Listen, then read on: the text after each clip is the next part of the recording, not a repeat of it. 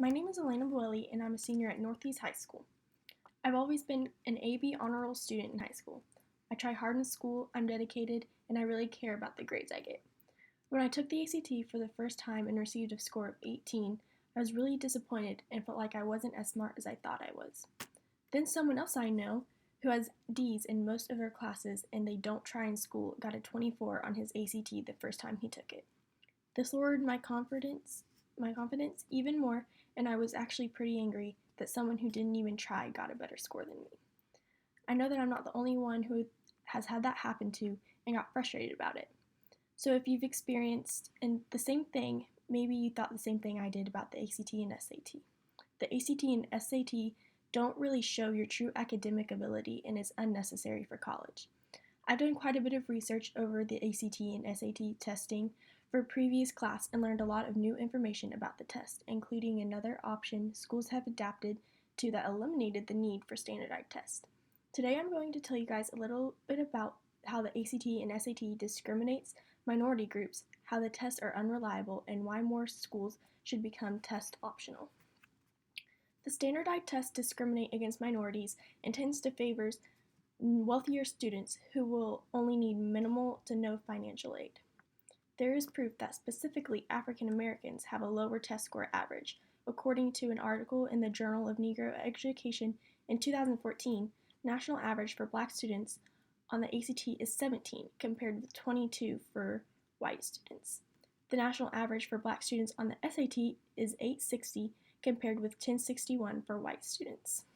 Some say that the reason African Americans' scores are lower is because they're portrayed to be less intelligent due to their culture and stereotypes.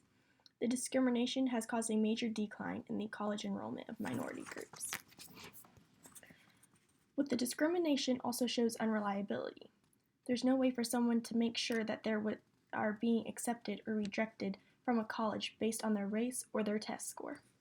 The ACT and SAT only shows a score that you earned on one single test and shows nothing about your work ethic. People who don't work hard in school and get bad grades with a low GPA can get a high score just because they're good at guessing or have good luck. People who have good grades and have a high GPA could get a low score because they aren't good at taking tests, especially time tests. They could say that the ACT and you could say that the ACT and SAT just show how good someone is at test taking. Many schools have taken note of these issues and have become test optional. Test optional schools are schools that do not require you to take a standardized test at all, but you can still take one if you want to. Hundreds of schools have already become test optional, and those schools have received very positive feedback. Ann B. McDormand, an admissions officer at the College of the Holy Cross, said, "Since 2006, the percentage of first-year students admitted from outside New England went from 46% to 50%, and the proportion of African American, Latin American, Asian American, and Native American students were from 17% to 21%.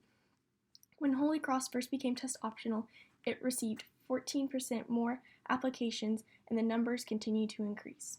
In 2006, the journal Women in Higher Education stated Bates College ME found that in its 20-year study of test optional admissions, the graduation rate of those who submitted scores differed by only 0.1% from students who did not submit them."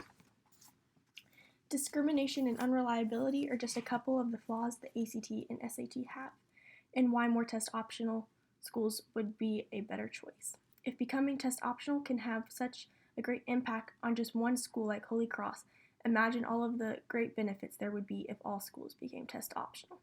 More students, especially more minority group students, would attend college, significantly increasing the rate of students that go to college, which would then lead to the colleges itself expanding, like adding more field options into their majors. Don't be intimidated by the ACT or SAT, because you can go just as far in life without them as you could with them. Thank you for listening.